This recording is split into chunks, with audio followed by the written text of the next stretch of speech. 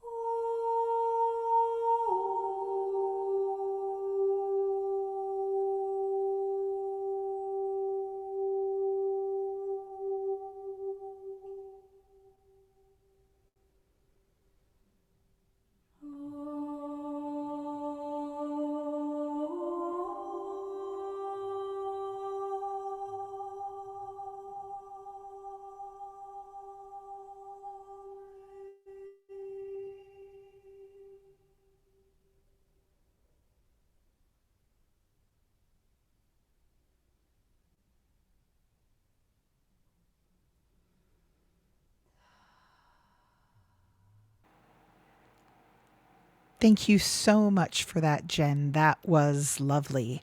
And now on to welcome Enfys book. So, Enfys, I have been an admirer of yours for some time, but you can probably do a better job of introducing your work to our listeners if they're not already familiar with you. Would you like to start off and give a little spiel about what you are currently doing in your line of work? Hi, I'm Enfys Book. My pronouns are they, them. I am kind of an eclectic weirdo, I guess. I'm probably not the only one who's on this podcast like that, but I do too many things. I even have that on my business card. It's possible I do too many things. So, what most folks who are listening to this might know me as is I am an author of pagan nonfiction books. I've written three at this point. Most recent one is called Queer Rites, a magical grimoire to honor your milestones with pride. Before that, I was the second author on Sagittarius Witch, part of the Witch's Sun Sign series from Llewellyn. And before that, my first book is Queer Kabbalah. So I do all of that. I also am clergy in the Assembly of the Sacred Wheel tradition, which is based in the Mid-Atlantic. And I run a coven called the Fellowship of the Ancient White Stag. Within that, I also have been I'm a founding member of the band The Misbehavin' Maidens, who are a funny, filthy, feminist fandom folk band. We're no longer performing, but I did that for 10 years, and a lot of people know me through that as Lucky Annie LeBlanc.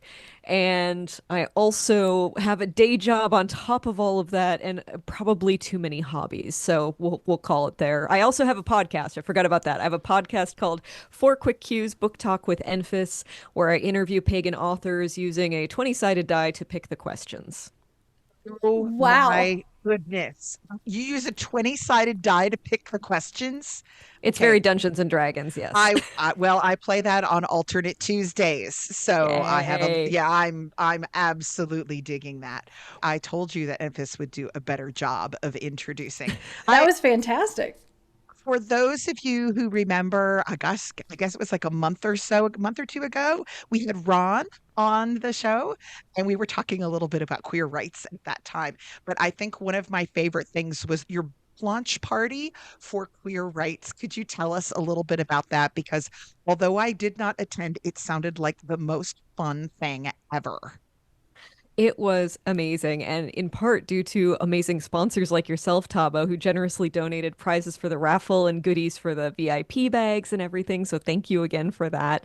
This is what I wanted to do for my first book launch, but my first book launch came out while COVID was still pretty peaky here, and I just wasn't comfortable gathering a large group indoors for that. But we called the Queer Rights book launch was January 12th at Mobtown Ballroom in Baltimore, which is a great sort of cafe and swing dance location that occasionally does shows. And we did a big queer cabaret called the Bewitching Booklesque. And it was like book and witch themed, and I co-produced it with local burlesque luminary Diva Darling, who is also produces Smut Slam DC and several different burlesque shows, has been very active in the scene for well over a decade. So together we came up with an absolutely dynamite show of variety acts and burlesque, and had VIP seats with VIP swag, and had 160 people came to this thing. It was wild. All my author friends were like, "Well, you've broken book launches. No one can do another one now." And I'm like, "Yeah, how do you think I feel? I can't top this ever." You're like, we're just doing this forever. How do you have a day job when you're putting together an event like that? For- Yeah, I mean, I could not have done it without my co-producer, is the short answer. Event planning is not my favorite thing to do, but I am a project manager by day, so managing little details is kind of what I do.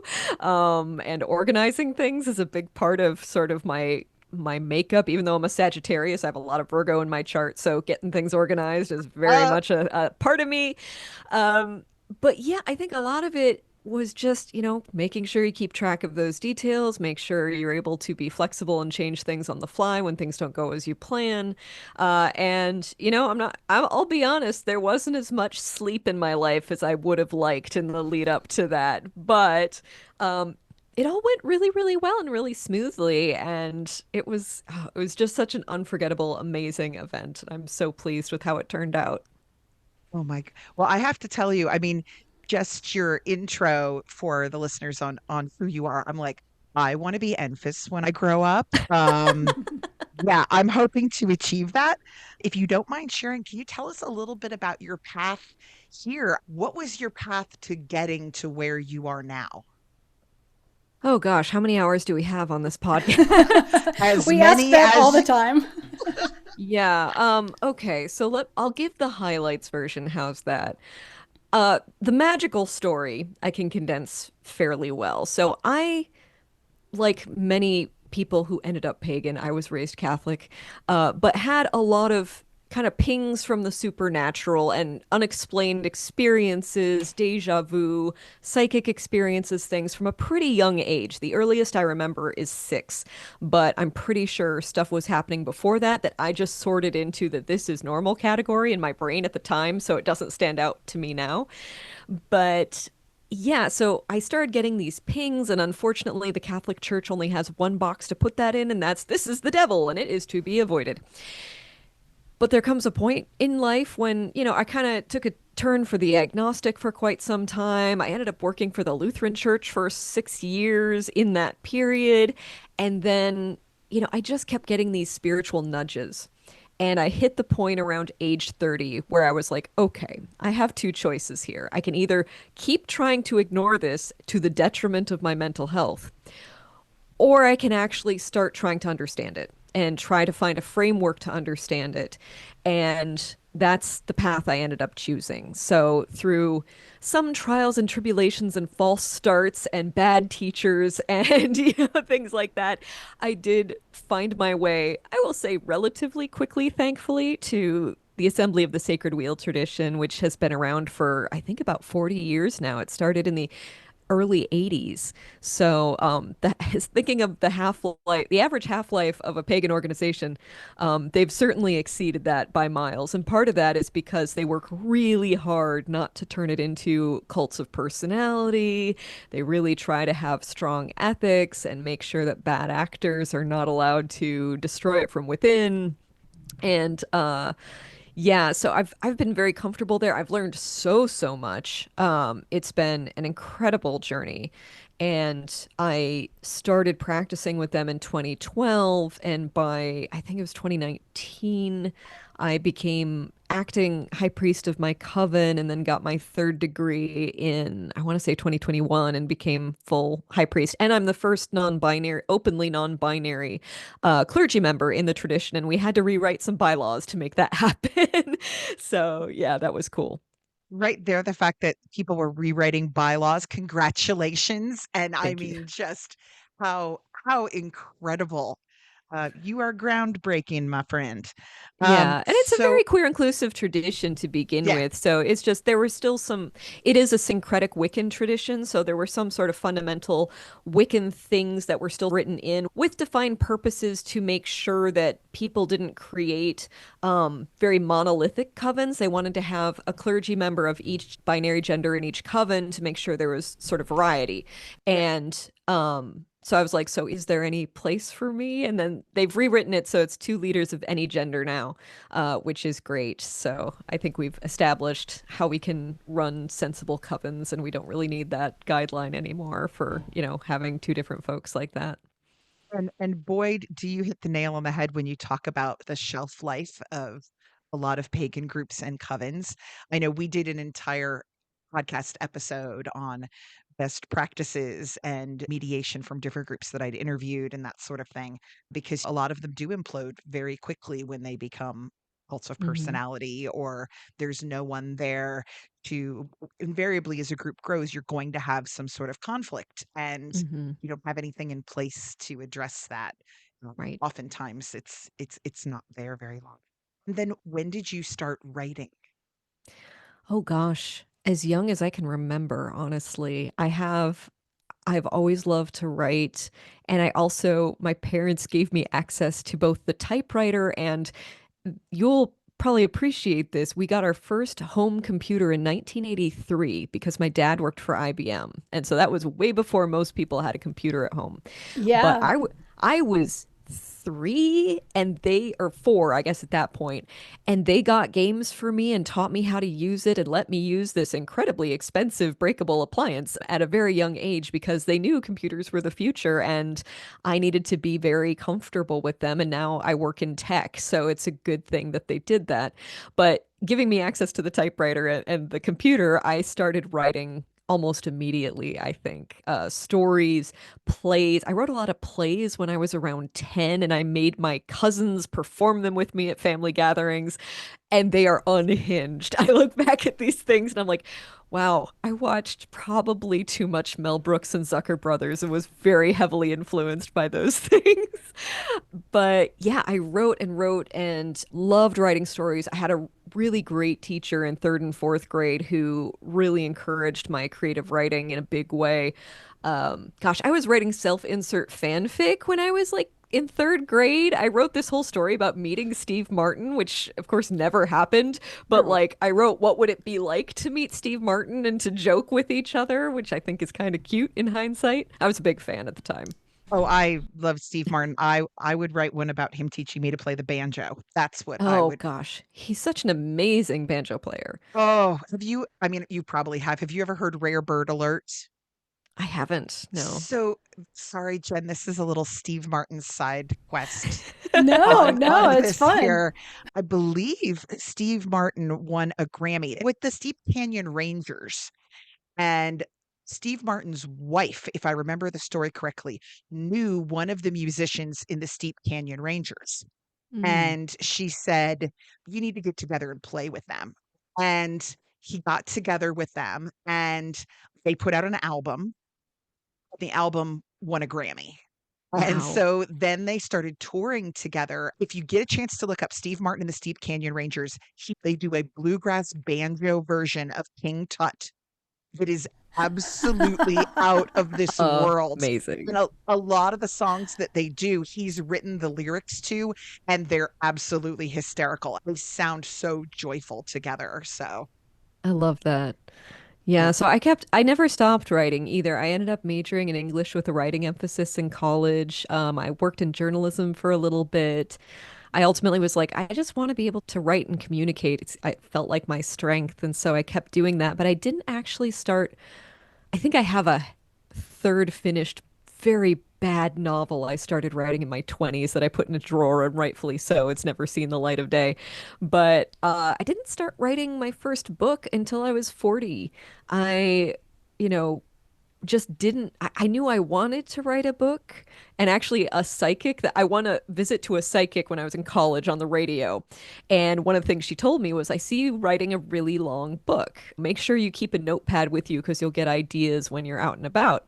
And she was completely right, although it took longer than I thought. But I just didn't have an idea that I was like, hey, something I'm so fixated on that I have to write an entire book up about it and get that entire process because it will dominate your life, as I'm sure you know. Um, Especially when you have a day job and you're fitting into every spare moment kind of thing. Yeah. But Queer Kabbalah kind of rudely knocked me on the skull in my late 30s and was like, hey, this is a thing. This is a thing you need to start writing about. And I was like, okay. So I started writing a blog. And then my mentor, Ivo Domingos Jr., was like, you could turn this into a book, you know? And I'm like, no. He's like, no, yeah, I think you could. I'm like, but I feel like I need another decade of study on this at least. He's like, no, no, no. Yeah, I think you've got good things to say and people should hear them. So I was like, okay. And then lockdown happened and my band wasn't performing. And I suddenly had this gift of time. So I thought, what's the worst that can happen? I have the attempt at writing a book and I learned something along the way, even if it never goes anywhere. So I actually made a book pact with my friend Irene, who also wanted to write a book at the same time. And we came up with probably the most genius motivational technique. I'm giving this to everyone for free. So every week we would set an individual goal for ourselves, like I'm going to write 1,300 words or I'm going to edit this one chapter or something. And we'd set a reward for if we did that. And here's the trick though. Neither of us got a reward unless we both met our goal for that week. Oh, that's brilliant. So Oh it's kind of man. hacking around that part of your brain that's like, well, I don't really need a reward, but you don't want to deny your friend an award. Yeah. So that is what got us through. And we wrote through some absolutely horrible weeks where, all things considered, we probably wouldn't have written if it weren't for that piece of motivation. And we both got our books finished and published. So it was Oh my gosh. absolutely magical. And then by the next book, we realized we started to do the same thing. And we're like, we know what we're doing now, pretty much. We don't really need the external motivation that got us through the first book, but now we both know we can do it. So we don't need that extra little bit. Yeah. But boy, it was really helpful. And then we both had kind of magic working on the side to support it as well. But yeah, it was pretty cool. I am so gonna steal that. But Jen, I know you don't write. I think we still need to do the I have to turn in my chapters or you don't get a prize because that will motivate me. Yeah, I love that because it's like you don't want to be the reason that your friend doesn't get their reward. It's like, yeah, Right. I mean, that is the ultimate motivating kind of thing. And yeah, Mhm. like I don't have anything to write, but I have so many songs that need to be mixed and edited Mhm. and put together and mastered. So yeah, my version could be the recording and mixing and mastering and editing and all of that, and yours can be the writing and editing. And in the end, you'll have an album and I'll have a book. There you This Yeah, go. I this like could it. work. This could We totally work. If it's helpful, we use this free web tool called Trello, which kind of lets you set up cards that you move along little columns. So you can have like the backlog column, the in process column, and the done column. And having worked on albums for mixing and mastering, I have like, here's each song and then a checklist in each song and the different stages it can be in. Like, okay, we've added these vocals, we've added this instrument, we've done this. Now this one's got everything it needs. It's ready for mixing. Now it's being mixed. Now it's mastered. Now it's ready to go. Trello is one of my very favorite project management tools in the world. It's really lightweight. It's easy to learn. There's a phone app for it. It's great. Oh, I love that. I love that because that's one of my biggest issues right now is trying to keep organized all these different Mhm. songs and the way that Yeah. things are coming through. Archangel Michael will send through the songs and Samael will have a bunch of things to say about them. And then I'm supposed to add this, that, and the other to certain songs and other songs. He's like, no, that's already complete, but you're supposed to sing it in a round or you're supposed to put it in this way. It feels like all the songs have just been thrown up into the air and are piled up around me. And that is a brilliant tool to be able to get it all organized in one place. I love it. Yeah. Jen, I Trello.com. Trello.com. I will be going there Trello. Yep. directly after this. Jen, I like the Sagittarius slash Virgo deity of organization is visiting us tonight. I Um, tell you, I know we've already learned so many valuable things and we've barely really gotten into it. Wait till I tell you about how I butter my toast. please, please. Both Seriously, sides though. simultaneously, you've made a device. Right. So I haven't made a device. I've used a device in an unconventional way. I saw this pro tip online like years and years ago and it changed my life. You know how when you have like cold butter and you're trying to get it on toast and you kind of hack at it with the knife and then you get way too thick here and like you destroy the toast trying to get it over here. Use a vegetable peeler along the top of the butter stick and just lay it. You get a perfectly thin bit of butter to lay and melt on top of the toast. Oh, I love it. I literally thought you were joking No. about I how I did butter my too. toast, but you actually have a better method for buttering toast. That may be the name of this episode is a better method for buttering toast. The You know, world of Enfys book. I'm totally good with that title. I It love honestly, it. it's one of those little life hacks that's kind of changed my life because I love toast and I have it a lot. So it's just like a better way to butter it. So because I like using real butter. I don't like using the spreads. I don't Yeah. find them as tasty. So this vegetable peeler thing, it's like I can take it straight out of the fridge. Here we go, melt, beautiful. I will say though that some vegetable peelers are better than others at this. I use one that I think it's OXO brand that's really good, or a KitchenAid or something. And then I have a cheaper one that I notice sometimes it gets kind of clogged up and doesn't really work as well. So yeah, your mileage may vary depending on your peeler. So, one thing I want to ask you is anybody who's listening right now can feel you have an infectious joy when you speak that comes through. And looking at your books, there's a joy there. And that can be really hard to maintain in certain climates, one of which, I mean, I talk to a lot of our listeners, and when they tune into the wider world and go, ah, and want to kind of pull back in. Can you Mhm. give us any tips for your sourcing of infectious joy? Oh gosh. Well, some of it is a combination of like moderating your media diet and being very intentional with how you engage.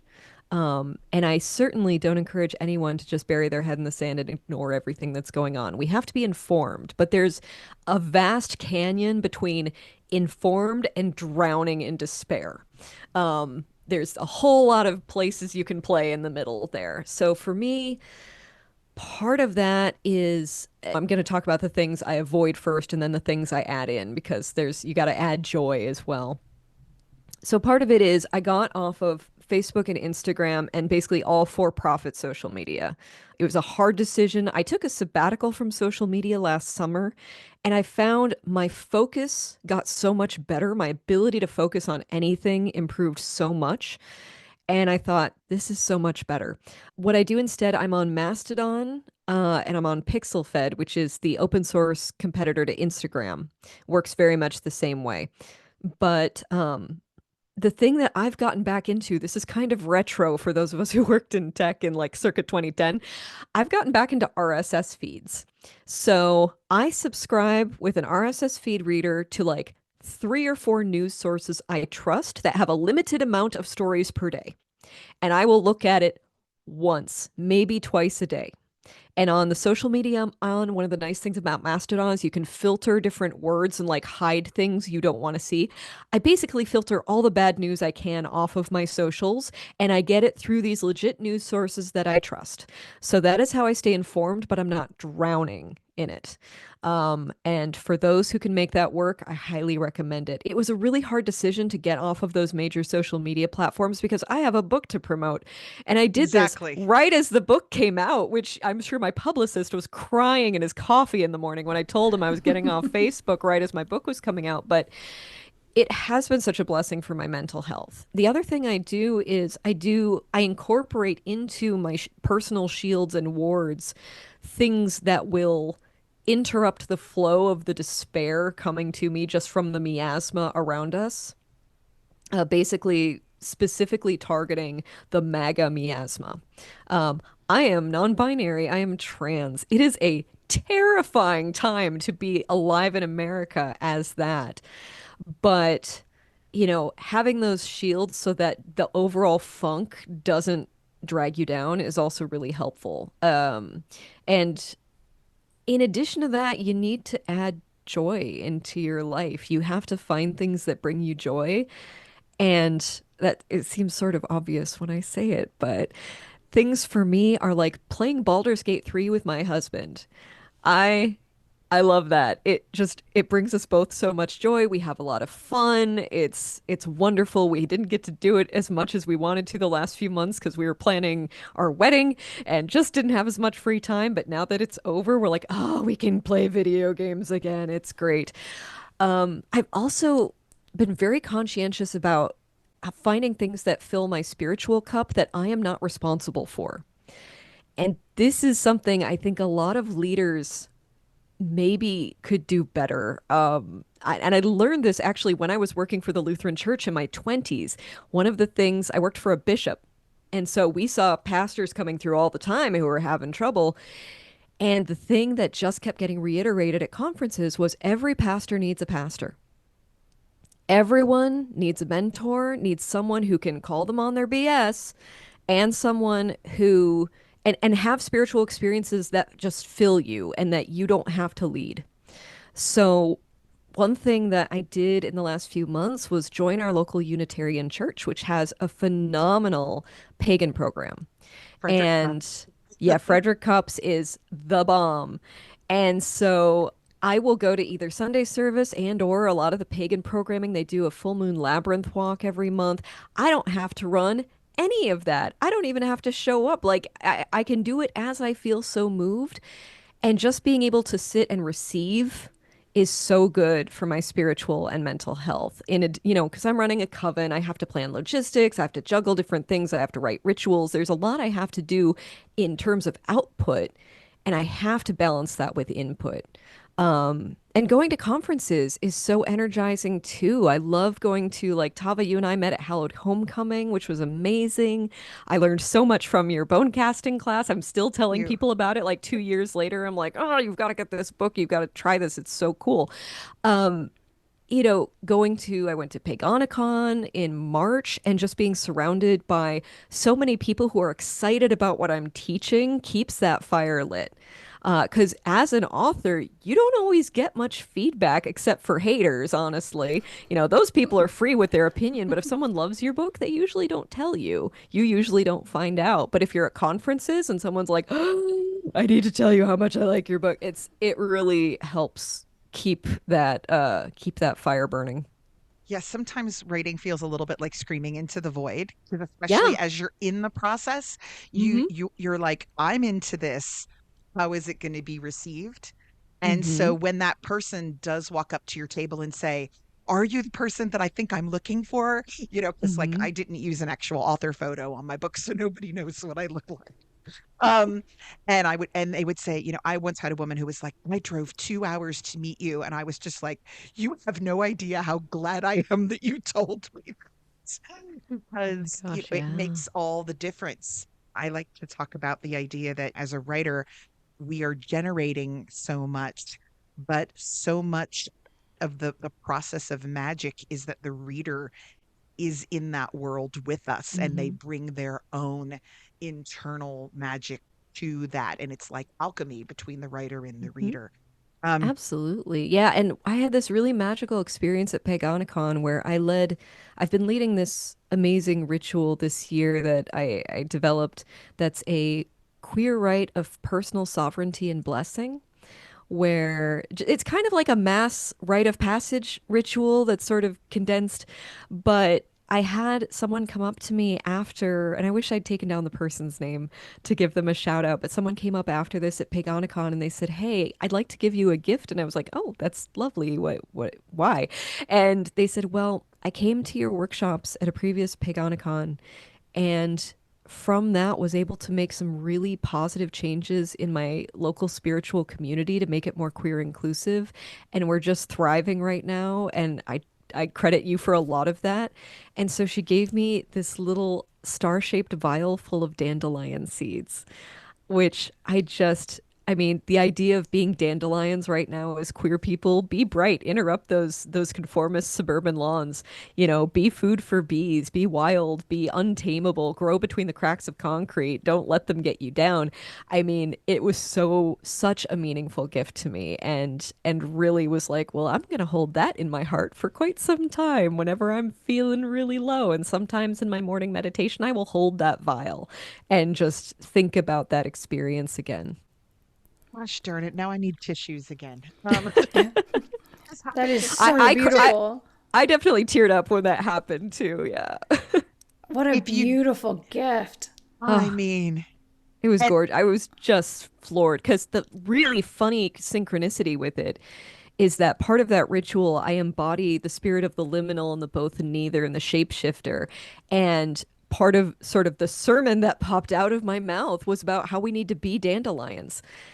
And then this person gives me a vial full of dandelion seeds, not knowing I was going to talk about that at all. And I'm like, okay, magic is real. absolutely. Yeah, boy.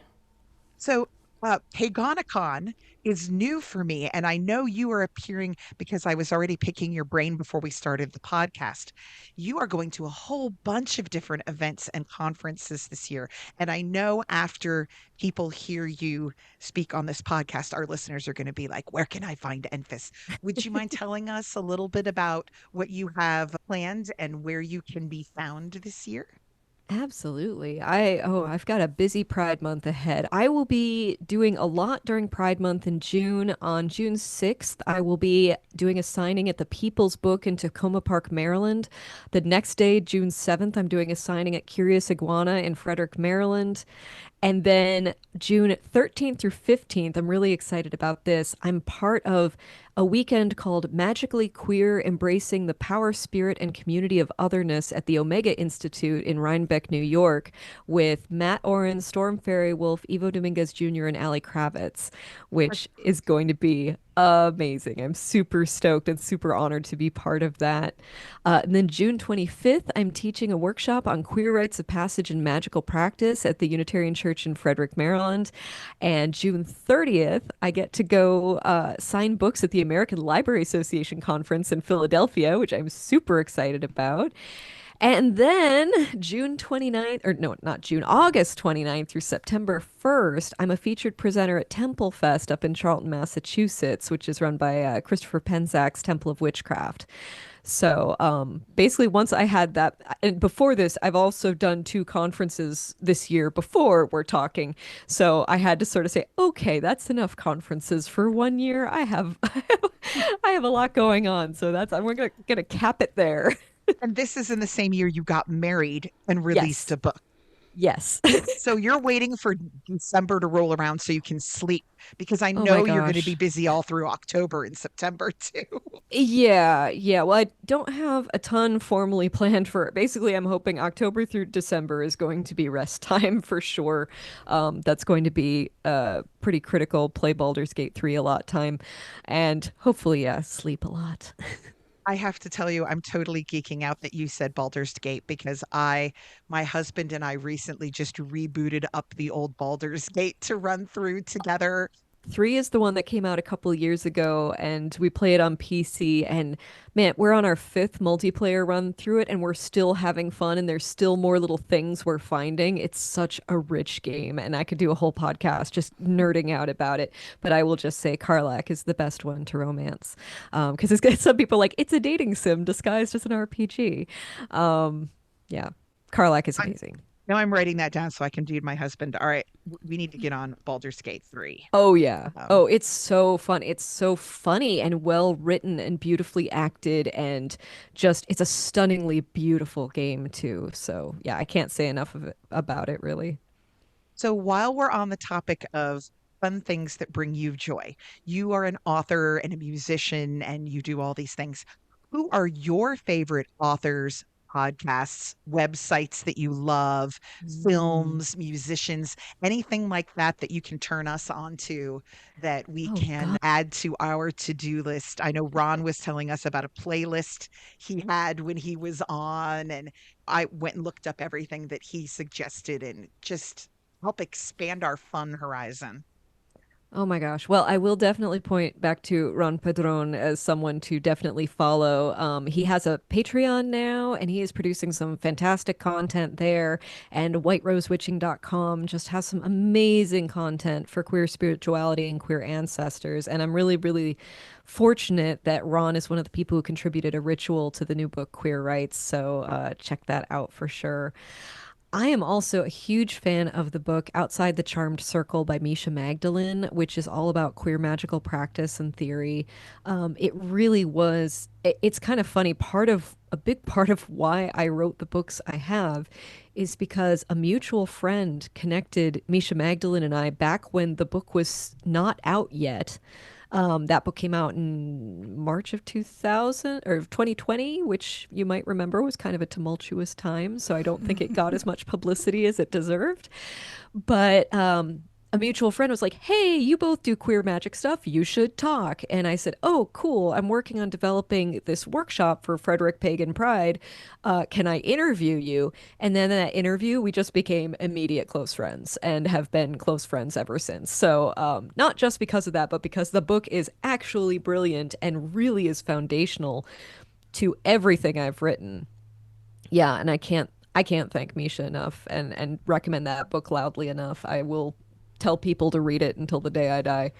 Um, on the non-magical side, I'm a huge fan of the books by Meg John Barker and Alex Iantafi and Jules Scheel, all on gender and sexuality. So there's How to Understand Your Gender, I feel like should be required reading for every human being. It's a very gentle introduction to the concepts of like, what is gender? How is it different from sex? And really good journal prompts to have you actually think about and interrogate what your gender means to you. Love that book. They did How to Understand Your Sexuality. There's also these graphic novels. Those two are by Meg John Barker and Alex Iantafi.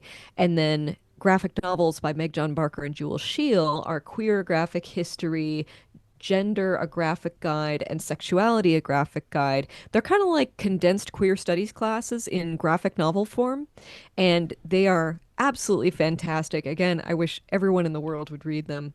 I'm currently reading a fun book called Queer as Folklore, which is all about the queer themes woven in with different folkloric elements. And of course, there's a reflection on the book spine as I'm looking at it on my shelf, so I do not have the author handy because I cannot read it. It's Um, okay, we'll look it up. well, look, you can add it to the show notes, but it's super fun. It just came out earlier this year, and there's stuff about mermaids and unicorns and like all this, and it's such a great read.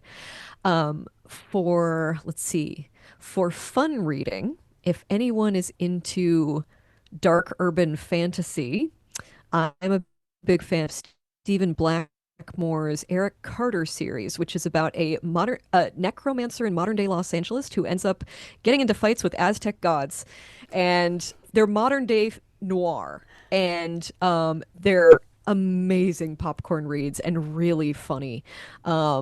I love love love those books. So that's some of my favorite popcorn reading. There's 9 books in that series, I believe.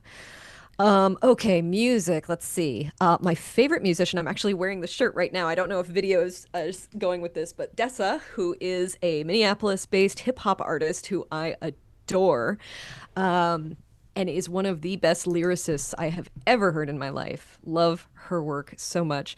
Also, hasn't released, I guess released a little bit lately, but Poe, who was really big circa 2000, like late 90s, Poe's album Haunted is one of those albums I can listen to straight through and get something new out of it every single time. So those are my favorite musicians. Gosh, what else? We've covered video games, books. Um, let's see. Nothing's coming to mind immediately for film, so I'm going to pass on that. I'm trying to think TV. I've been watching a lot of Dropout TV lately, which is a streaming service of it used to be College Humor.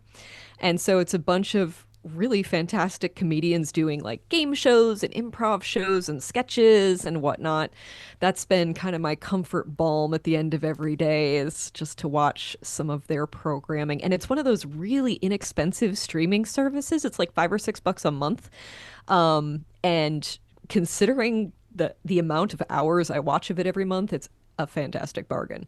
And they're all really great. They seem to be really great folks with really solid political values. So I appreciate that as well. And everyone's really like they have structured that company in a very intelligent and compassionate way for their employees. And I really do appreciate that. They pay above scale and things like that. And they're still doing really good COVID precautions for everyone on set, that kind of thing. So yeah, I guess those are my top ones. Did I miss any categories that you rambled off? Because Oh, I could sorry, I go rambled on them off so forever. fast. I'm shocked that you actually remembered all of them.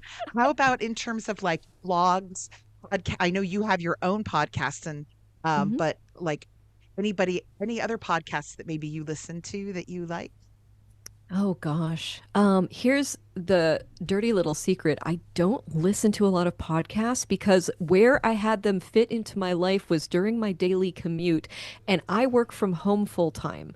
So I don't yet have a niche in my life where I really, except to occasionally fall asleep to podcasts. And so I don't want to be listening to anything like intellectual or anything suspenseful. I want to listen to something that's more comforting. And so the podcast I listened to the most came out during the throes of the pandemic, and it's called From Rewatch with Love, and it's a James Bond rewatch podcast. From the folks at Loading Ready Run, who are a Canadian comedy group. So they spend as long talking about each movie as it takes to watch that movie. So they're all like 2 to 3 hour long Oh, wow. podcasts, and they're great for falling asleep to, but they're also really funny. I've definitely listened to them in total. I've listened to the entire episode, but then it's like a comfort listen to fall asleep. People who are driving in their cars right now and going, wait, I want to write that down. We will put all these into the show notes so that you can go on there and enter the world of Enfys. Um, Oh, what and is? another book Oh recommendation, which yeah, is becoming a TV show now, is the Murderbot series by Martha Wells. of Murderbot. Oh, I love Murderbot so My much. husband is so addicted to Murderbot. I cannot even count the number of times that he's listened to the audiobook. And I every know, time I get in the same. car, I'm like, where are we? Like, where are we in what's happening? I'm so excited that it's coming to TV, and it looks It like they're going to looks do like a it's going to good be good. job. Yeah. Yeah. Yeah. And I just reread the entire Silo series by Hugh Howey because I've been watching that show as well on Apple TV, and that's really good dystopic kind of stuff. So I like that. But yeah, Murderbot, for those who are unaware, is about a security cyborg who hacks its own programming so it gets free will and then it doesn't know what to do. So it just keeps doing its job while mentally watching like all the TV shows it can torrent and getting hooked on human soap operas. And it's extremely entertaining, really good, and it's great for my friends who are like, I don't have time to read. It's like they're novellas. Most of them are novellas. They're They're three little. hour Yeah. reads, and they will hook you. They're really suspenseful. They're really fun. They're funny. So yeah, highly That recommend them. is like, Yeah. you got to be kidding me. When I have all these other, you know, huge novels out there, you never know what's going to strike a chord. Um, Hmm. but I've talked to so many people who say Murderbot reminds me of myself so much Hmm. that they really jive with it. There's big So, neurospicy feels with it because oh there's a whole yeah, lot of that, like that feeling isolated from other people and like you just don't think like they do and wondering why they make such stupid decisions all the time. Honestly relatable. Yeah. So now I'm going to get into like, more speculation question here. If we were to jump ahead 2 years in time, what are three things you would have liked to accomplished between 2 years from now and now that haven't yet happened? Survived. That's a Quite good one. honestly, Yeah. Always important. I would like to still be alive. And given the current how everything is going, that's slightly more up in the air in terms of how Yeah. things are going globally right now. I would like to still be alive and not be in a detention camp. Not to be super bleak, but it's the truth. I would like to have found a little more balance in terms of work and play. I'm I'm getting better at that. I decided after I finished writing my most recent book that I was going to take a break. I was not going to write my next one yet, and I'm still on a break about a year since I think my last edits were due. I want to say they were done last May or something like that, or there might have been around in September. No, there was around in September, I think. But it's been, at least 6+ months since I've had to do any editing at all on a book. And I'm doing some contributions to a few anthologies this year that are all like, 2,500 words or something. But I'm looking at my calendar and seeing weekends that are unscheduled, and I'm hoping to keep that. I am hoping to have more time for joy and spontaneous play and exploration. I think that's been a big sort of theme for what I've wanted to do with my life the last couple of years. It's like, okay, I've done these books. I want to write more books, but I need to refill the tank before I can do that. So that's probably priority number two. Priority number three, I would like to get better at identifying the birds that come to my bird feeder. Well, I that's I cool. I have this little pocket guide of Maryland and DC birds, and I've fallen in love with the tufted titmouse because we have several of them that come to our feeder, and I just think they're so cute with their little mohawks. And I just adore them, and I've become, bird watching sneaks up on you as you get older. Suddenly you go from, well, it's like, yeah, there's things with wings in the sky, to like, ooh, is that a cardinal? Yeah. So, I would like to get better at identifying them without my little pocket guide. I think I can identify 3 or 4 different species confidently right now, and I'd like to increase that. Oh, I So, can tell you something that will rock your world in terms of learning about birds. Now, video games, I don't really know anything about, but bird watching and birds, like, yeah, same thing. Like, all of a sudden, we're like obsessed with what is that bird. Hmm. There is an app Is that it the Merlin is, app? yes, the Merlin Yes, Bird I ID have that. app. Oh Hmm. my goodness, I love it. To be So able to good. put in, so for anybody who doesn't know what this is, there's a sound thing where you can put it on sound and it will start recording and listening. So it's kind of like Shazam for birds. Yeah, it's And it Shazam will for tell birds, you, and you'll exactly. start seeing this list of all these incredible birds. And a lot of them are like, oh, yeah, well, yeah, I know that that's a robin and that's a cardinal and certain things. But then all of a sudden, there'll be these bird songs that appear of birds that you don't see very often, or, that are more kind of hidden but are singing and are a part of that chorus. And I absolutely love it. Yeah, well, I'm so excited that you have that Yeah, and it's already. free too. People should know that it's free and it's through a university Yeah, and it's like it's Cornell, I great. think. Yeah, Cornell Ornithology or something like that. Yeah, Yeah.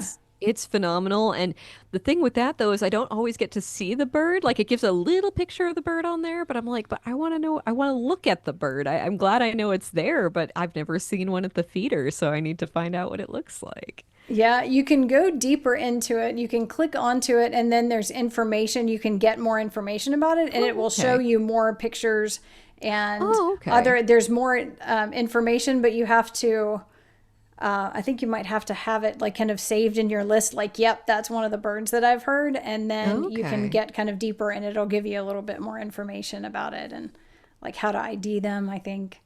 Awesome. Today I learned. Thank you. I will do Yeah, that. I love that app. It's so much fun. Love We so it. in tried about, a bird feeder that actually identifies, that have the cameras, only Yeah. something was very wrong. And we were told like there was an albatross at our feeder, and there was some sort of bird that only exists in like South Africa in this one little area, but it was supposedly at our bird feeder, and it's like a, you know, like a 15-pound bird. And all of the IDs were so far off, and we would go on there and we're like, oh, a flamingo has visited our bird feeder. This is why Virginia. AI is helpful to a point. I was like, there are some things very wrong with this. Your bird feeder broke. It was so gross. Oh my goodness. Well, Enfys, anything else that you want to particularly share? Maybe what you think your next book might be about. Although now I'm going 3 years from now, look for a bird watching book by Enfys. Um, you were talking about how when you get into a zone where something captures your attention, you're like, I'm writing a book on this. Mhm. Any particular passion that's sort of tickling at the corner of your brain and making you think it might turn into the next journey into a book?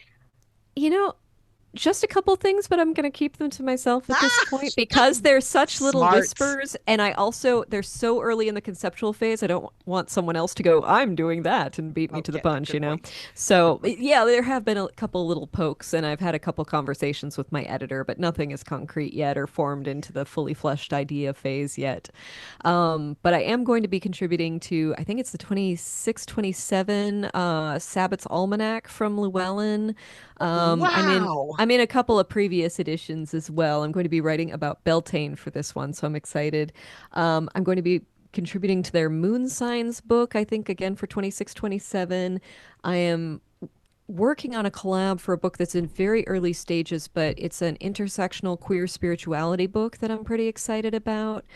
And beyond that, I'm hoping to spend a little. One of the things that's sort of taken a backseat while I've had all this stuff going on is updating my own blog. So my blog is majorarqueerna.com. It's like Major Arcana, but queer in there. majorarqueerna.com. So I'd like to get back to more regular blogging, and people can subscribe to that. It's on the Fediverse, so you can subscribe through whatever Fedi platform you're on, and it's on WordPress.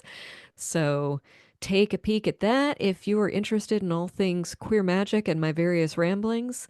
And I've got a couple posts in the hopper there that I'm hoping to roll out in the near future. Probably by the time this airs, we'll have a couple new posts up. I do post playlists sometimes, as Ron says. Whenever I have a new book coming out, I create a playlist for it that's like, this is the mood of this book or the songs that inspired me. Um, Incidentally, I do have an acknowledgement in Queer Rites for the composer Borislav Slavov, who composed the soundtrack for Baldur's Gate 3, which was the soundtrack for me writing the substantial amount of this book. But yeah, I'd encourage people, because we didn't talk about it very much. Queer Rites is the new book, which is a magical grimoire to honor your milestones with pride. The short elevator pitch is that it's a book of rituals for queer rites of passage, and it's intended to be used by anyone, whether you have a spiritual group you work with or not. If you're just by yourself, this is very accessible. If regardless of your skill level, regardless of the tradition you're coming from, whatever magical skill sets you have, it's very kind of plug and play for what will work for you, what deities you work with and find resonant, or what kinds of, if you work with tarot, that kind of thing. Whatever your path is, I like to think it is included in here, and it has contributions. I wrote the bulk of the rituals, but then Ron Pedron, as we talked about, wrote a ritual. Misha Magdalene wrote a ritual. Ariana Serpentine wrote the foreword. She wrote Sacred Gender, which is another great book. We have rituals from Brandon Weston, who's an Ozark healer, and also Storm Fairy Wolf, who's been around like for ages writing awesome witchcraft books. So yeah, check that out. There's 20 different rituals in there, and there's a good introduction with like, here's how to write a ritual or customize it as you need. I'm so glad that you said that, because I've been thinking, I was like, I don't actually, other than the titles, I don't really know a lot about the books that you've written. And I was wondering, could you maybe share with us a few of the types of rites of passage that are written about in there and that you have, ceremonies and rituals for? Absolutely. I'm going to flip through the table of contents just so I remember what I wrote. Uh, so It sort of started with when I legally changed my name to better match with my non-binary gender back in 2020, 2021. I had been writing public ritual for years at that point, but I was completely flummoxed with how to go about writing a name change ritual for myself. So I reached out to one of the elders of my tradition, Robin Fennelly, and I'm like, help. And she came through so hugely. She not only wrote me a complete ritual, she created a sigil out of the new name that I could charge in the ritual. She gave me astrological timing that would be auspicious based on my natal chart. Like, she just handed me this amazing package. And it was a really important and resonant ritual for the process of changing my name. And I thought, everyone deserves this. Everyone should have it be this easy. And so I'm like, hey, there needs to be a book on this. So, and I guess I have to write it now. So there is a name change ritual, and it's very similar to the one I used when I changed my name. There's also a pronoun change ritual. There is a ritual for taking on a drag or gender bending persona. I'm actually just going to read you the list here because maybe Please something do. will Yeah, I resonate. would love So, that. Yeah, I was thinking, okay. gosh, I hope you tell us all of them because I want to hear Yeah. more. Sure. We've got a sexuality exploration ritual and a gender exploration ritual because we don't really talk about those as rites of passage, but they are, trying to figure out what am I, is a process, and it's a recursive process for a lot of us. But these are specific meditative containers you can use to kind of explore that in a safe place. Then there is a sexuality affirmation ritual as well. Then we have a ritual for empowering a sex work persona because sex work is such a found it is part of queer history, and a lot of the queer rights we have today have been fought for by sex workers and wanted to make sure that we include sex work as real work. And here is a way to help charge your identity and be able to perform that work safely, and have it be prosperous for you. I also have a protection and blessing ritual for someone who's about to come out. Ritual for gender transition milestones. This is the one that Misha Magdalene wrote. It's kind of a multifunctional ritual for, say you're getting your first gender affirming haircut, say you're preparing for gender affirmation surgery, or you're about to take your first dose of hormones, or you're going shopping for your first gender affirming outfit. Like, any of that works for this particular one. You can do it as many times as you want. A ritual for attending your first queer space or event.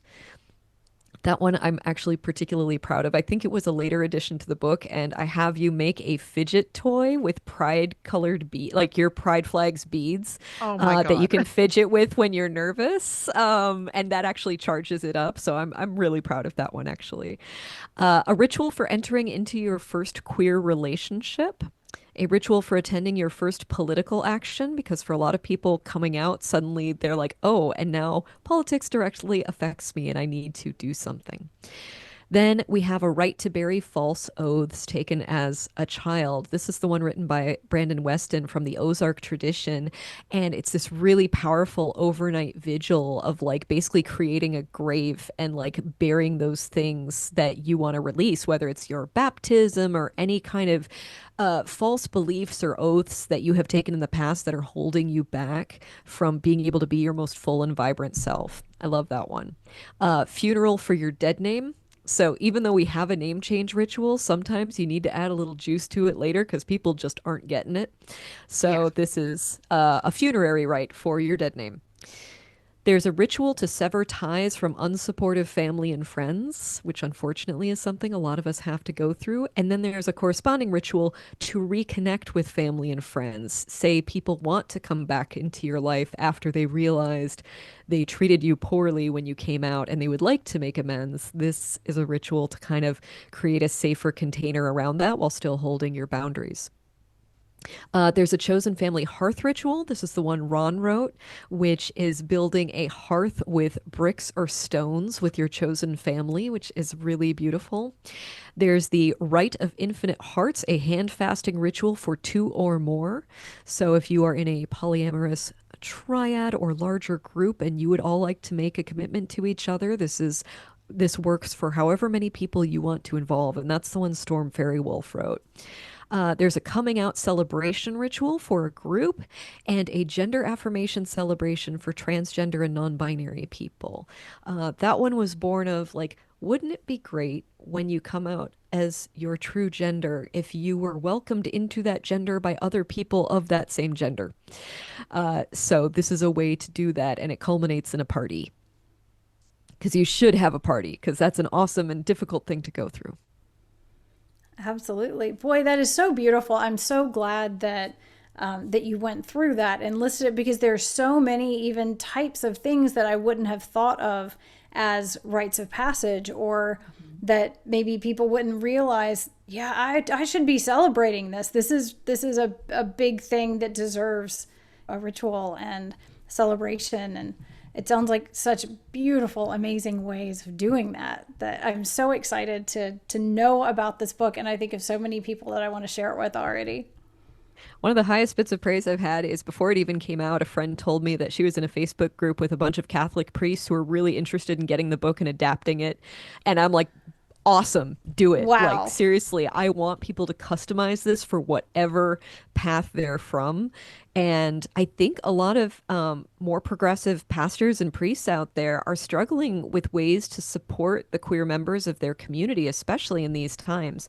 So, this is kind of a good handbook that could be adapted to a lot of different traditions for people to use. Yeah, and I'm glad that you said that too, because I hadn't thought of it in that context. But I actually know a number of ministers who I think would be really open to that and really grateful to have something like this to use. Yeah, I mean, largely the rituals are meant for a person to do for themselves, but they could certainly be adapted for a community or for, and a lot of them do have adaptations for like how to do it with a group. My general advice is if you are a spiritual leader who wants to, or anyone who wants to do this for someone else, make sure you talk to them first thoroughly about it and get their consent, because not everyone is ready to be acknowledged in that kind of public way. So make sure you work with them to develop that ritual and see if it's something they are actually comfortable with. Yeah. So I've actually, seen that table of contents before, but and for something about you reading it, I am on the floor over here. Just need more tissues. Oh, I mean, the there is so much in that book that makes people looking at it remember that they're not alone. And God, look at me. Sorry. I'm really gonna have to go get Kleenex here in a minute. And especially that's hard enough as it is. But to see, I'm I grew up in an environment where there wasn't anything like this book. right. And when I think about how I would in high school or middle school or college, I would have done anything to get my hands on this book, because both to have rituals that were written for my practice and for my spirituality when I was the only witch I knew. Hmm. Once the people who trained me, once I moved away from them, you're very isolated, and it takes a while to figure out who to trust. And Right. you're also trying so hard to figure out how to be yourself. And then the second community too. I remember going to my first Pride March in DC and just being like, my world has transformed in this Hmm. moment, to Yeah. see the number of people there and to Hmm. realize that, oh man, I am definitely going to need a break. I'm sorry. Um, to realize that you aren't by yourself, especially if I grew up in a military family that moved around a lot. And so those communities just didn't exist for me until college or after. And I mean, every time I see this book, I'm just like, do you know, I would have killed for this book and held onto it with both hands. So, any of my students that I mentor who are listening, if you have not already purchased it, and I know I have recommended it to you, now you're probably getting one for Yule. And you can check it out from your local library or request it for purchase at your library too. I'm a huge fan of public libraries. So, especially Yes. a lot of people are in dire financial straits right now. Please continue to support your local library. You can usually Yes. get the ebook through them, and you don't even have to leave your couch. Yeah. Yeah, and this is This. absolutely stuff that should be in the library where Hmm. everybody has fair access to it and, Yes. Yeah. is so much more widely available. That's Yeah. wonderful. Yeah. And We when we were talking on the podcast earlier today on different topics, but uh, Samael was telling us to love harder, and hmm. this book is very much full of love. So Thank you. I yeah. appreciate your words and the depth of the feeling behind them. If there's one common thread between the songs I've written and the books I've written, it's wanting people to feel like they are not alone and to see themselves reflected in something. Um, I wrote this song called Bunnies in My Brain, which is all about kind of lying in bed with anxiety, but also the complexity of being in love and having that person make your anxiety a little better and sort of the odd relation, like not wanting to depend on them for that because that's unhealthy, but also appreciating it. And I have had so many people come up to me afterward, like, it's like you saw into my head, and it's a little unnerving, but I feel so seen. And, in a lot of the songs that my band did, we'd reference like asexuality and polyamory and things that don't get sung about a lot. And people would say how much it meant to them just to be recognized in that way and just to be seen. Um, and so I will tell kind of personal stories, like in Queer Kabbalah, especially, I think it's in the Da'at chapter. I really open up about being a really isolated kid in very conformist Minnesota in the 80s and 90s, and how I was branded weird, that which, is not as pejorative now as it was then. But if you're in a very conformist environment, weird is the worst thing you can be. And people would just call me that all the time. And it was truly a spiritual awakening for me the day I realized, you know what? I am weird, and that's something I like about myself. And that just completely changed who I was as a person and who I was able to become. And I want everyone who is isolated, who is different, if you're queer, if you're neurodivergent, if you are disabled, if you are, in any way different from the norm, I just want to send you some love and say, you're not alone and you don't deserve to be isolated because of those things. Nobody does. Absolutely. Absolutely. And I know we've now kept you for a long time. And so if you Okay. need to go, I completely understand. But I would love it if you could do a little bit of what you did for your newest book for the Queer Kabbalah book, too, because I don't feel like I have a real clear understanding of that one the way that I now do of your new book. And I would love to be able to offer that as well because you clearly have so much wonderful things to share. Oh, thank you so much. Yeah, so Queer Kabbalah came out in 2022. It's my first book. Um, if I had to give you two key takeaways from it, it would be that Kabbalah, and I write specifically about Hermetic Kabbalah, which is like the occult tradition.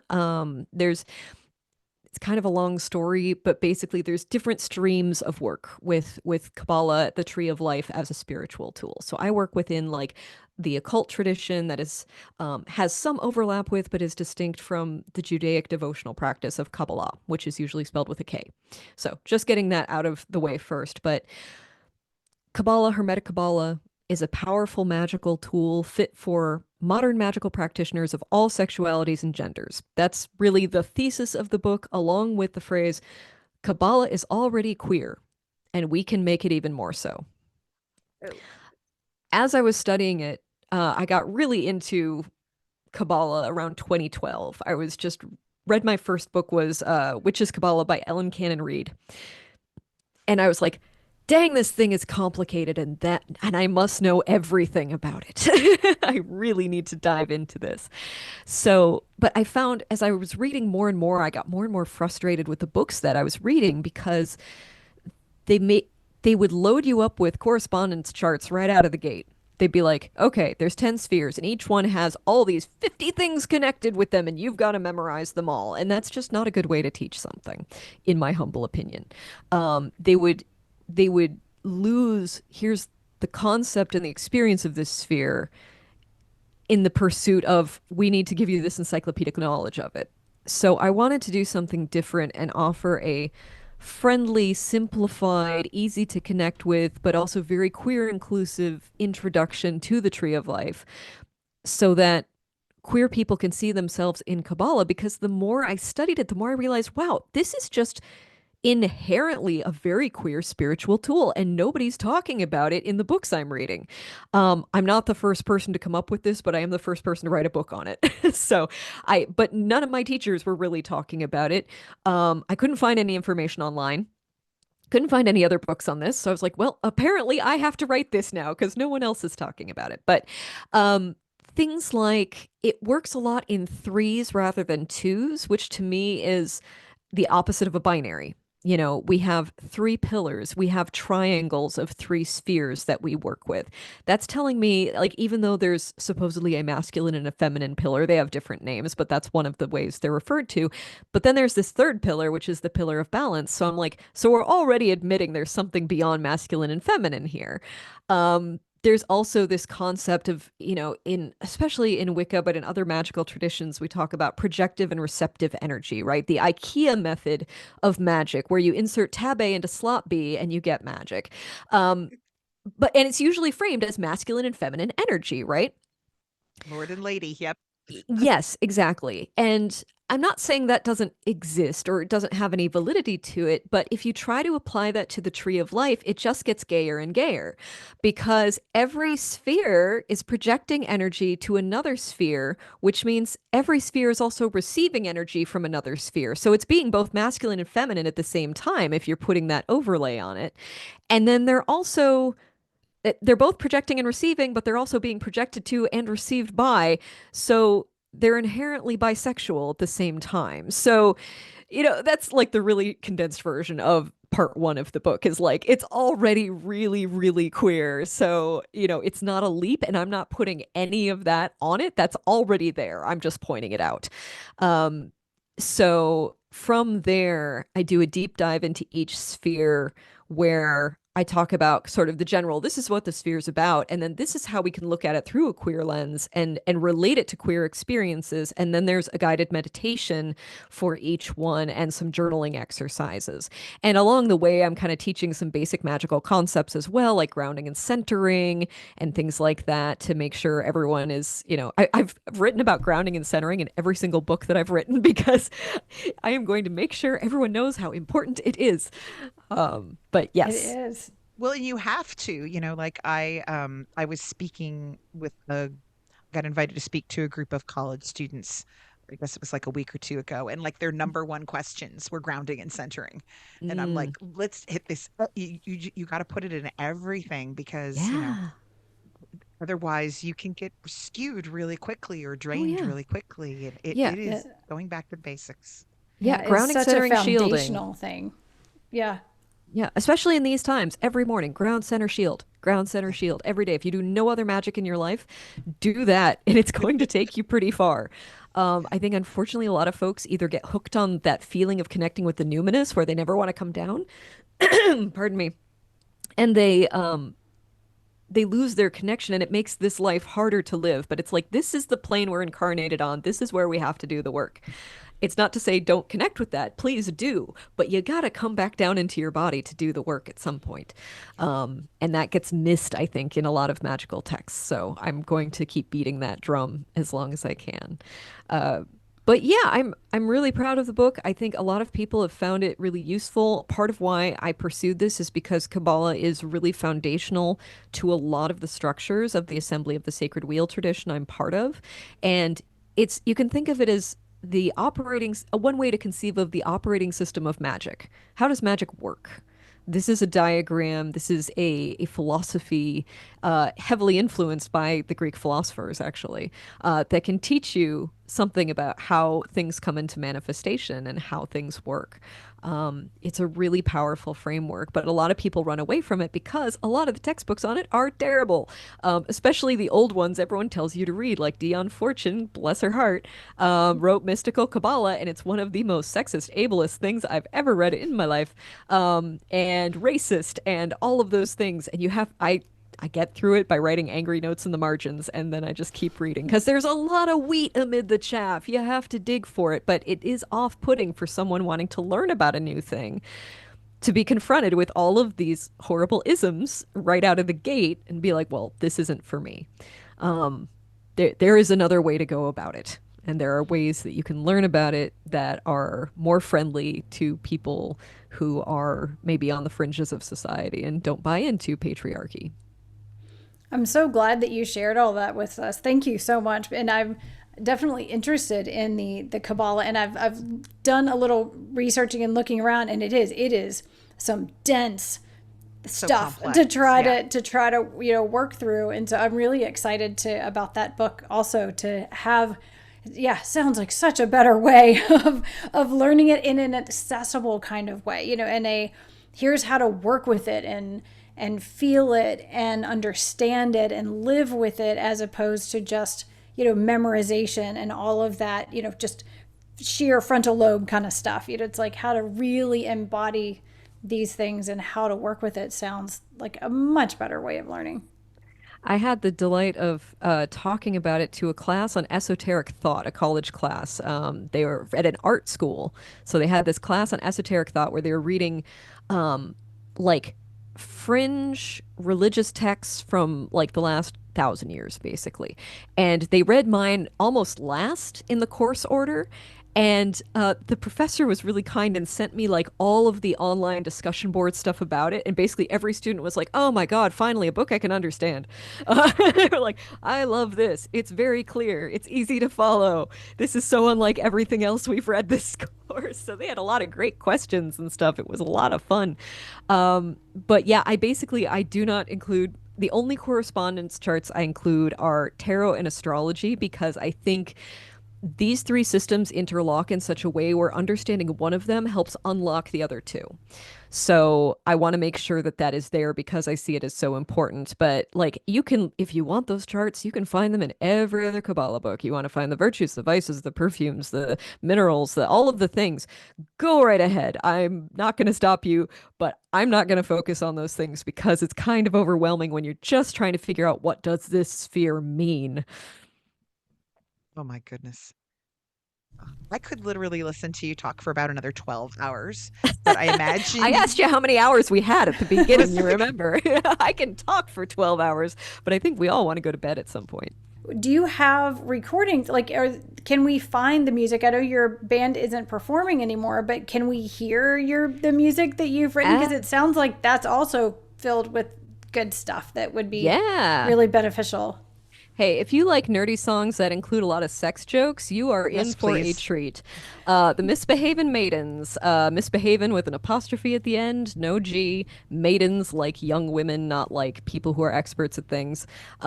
People keep calling us the Mavens, and it's like, nope, Maidens with a D. You can find us on basically any streaming platform with music. We're on YouTube, Spotify, Apple Music, I think like iHeartRadio, Pandora. Pandora rejected a couple of our albums for being too saucy, but they do have some of our music. And we're also on Bandcamp, which is probably, if you want to support us directly, you can purchase our music there in digital or CD format for those who still like physical media. And yeah, we also have merch still on Bandcamp if anyone really likes the music and you want an enamel pin or a hat or anything like that. We've got dirty coloring books. We've got like all kinds of great stuff. So go check us out, misbehavenmaidens.bandcamp.com. But basically, yeah, just search any streaming service and you will find our music. My personal favorite, I have two personal favorite songs of ours, and then there's the one that's really popular, which is not my personal favorite. The super popular popular one that went viral during the shanty talk phase on TikTok when everyone was singing pirate shanties.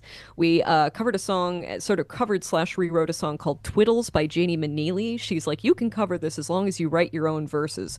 And we did. And that's the version that has taken off and has over 4 million streams on Spotify. So that got real popular real fast. It's a fun song. It's from our first album, so it's not my favorite. It's all about what, they say a sailor has a girl in every port, but it's like, well, by that logic, all the women in the ports have at least 2 or 3 sailors that they're hooking up with regularly. And also, how do they keep themselves entertained between sailors? Well, you twiddly. Other things to twiddle when the men have sailed away. So that's the big popular song we did. We also, my favorites though are songs from our third album, "Swearing is Caring." The first song is called "Bibliophilia," which is one I wrote, and it's just nonstop library sex puns. So anyone who's into books and sex jokes will enjoy it very much. And the other favorite I did not write, but I love, is called "Pillow Talk," and it's a song about what not to say after sex.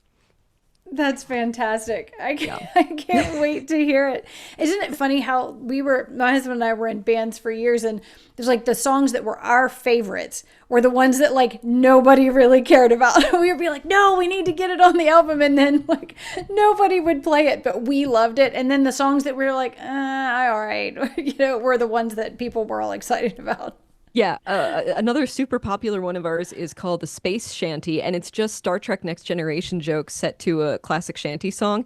It was written in like an hour, and the person who wrote it doesn't even watch Star Trek. She was just like getting information from the other bandmate and weaving it into a song. People love that song. We perform it at cons, and it would just slay. And it's not even jokes, it's just observations more than anything, but people just love it. So we're like, okay, we'll do it, but like it's not our highest effort song we've done. Oh my So yeah, that's also, I think that one's on the third album as well. Our first album's called Busted, the second one is called Sloppy Seconds, and the third is called Swearing is Caring. And then we also have a live album that you can get, a live video of our farewell show that's called So Long and Thanks for All the Fucks. Um, so a little Douglas Adams reference for you there. I love it. But yeah, if you want to see what it's like to see us perform live, because I think that's always the optimal way to see our band in particular, because we did a lot of improv banter that every show was different and people really liked that. You can see kind of the best moments from our final show and get both the video and the album for one price on Bandcamp if you so desire. So that one is also available. It has little tracks of banter in between the songs as well. That sounds like so much fun. I'm so excited to have something for us to be able to just pull up and listen to and watch. I love the idea of seeing it live, and because my husband and I are always looking for something positive and light and like to make us laugh. And it sounds like it has like all of the elements of things that we tend to love in comedians and musician comedians, and it sounds fantastic. I can't wait. I'm I so hope you excited enjoy. about the I'm so excited about the dirty coloring on top of all of that right Oh now. I yes, they're can't great. even tell you. We Um, worked with a professional illustrator to design them, and they're really nicely done. I think they only have like 8 pages or something, but they're themed over the songs in the third album, "Swearing is Caring." So, and the cover of that album is like a coloring book sort of look. So, yeah, it was a lot of fun. And I have no regrets at all. I have the band's logo tattooed on my ankle, with the words "Come Out Singing," and it's got a bunch of rainbow music notes and things around it. So, and there's a multiple meaning to that because it's like "come out," like in the gay sense, but also like, hey, just come out singing. But also, it's short for "I've been through hell and come out singing," which, I love I it. definitely had periods like that in my life, like a lot of us have. So, you are a generous, incredible, refreshing delight. And I feel like I'm on a roller coaster between laughing my butt off and then sobbing as you read ritual titles. And I just I cannot thank you enough for spending all of this time with us. hey, it's been Yeah. a joy. I love talking about all of this, and it's been great talking to both of you and getting to know you a little better too. Our toast is never going to be the same. If all I've done today is improve your toast experience, I feel I have succeeded. That's pretty huge. I mean, that's kind of a daily thing for a lot of people. So, I mean, you've improved everyone's daily life. How amazing is that? It's a toast game changer. There you go. So, Jen, do you want to sing us out? Thank you so much for singing for us again.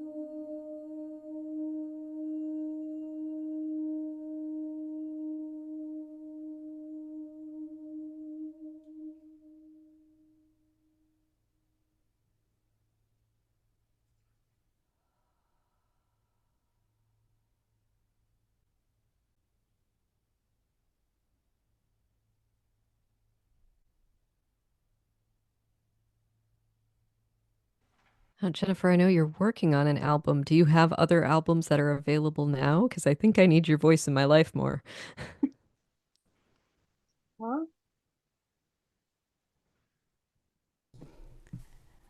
I am so honored that you said that. I don't have anything in the way of an album right now, but we have on our website, willowridgereiki.com, under Mm-hmm. Healing Sound, there Oh, are maybe five or so different songs that most of which my husband and I did together, that's like sound healing. And even just during the day, turn the volume down and the energy still comes through. So yeah, right now yeah. that's it. But hopefully, with our new motivational strategy that you shared, Tava and I will get to work, and I'll maybe we'll get around to that album sooner than later. So that's it for this week. Thank you, Jen, so much for singing. And thank you so much for sharing everything you shared with us. And I feel so empowered now. It's getting late at night, but I want to go out and hold hands with people in my community. Thank you so much for all of your time and for being here with us. Yes, Thank you so much. It was an absolutely. honor to be here today. Yeah, this was such a blessing. I'm so excited to have gotten to spend this time with you and so many wonderful things to explore. Thank you very much for tuning in, everybody. We'll see you next week.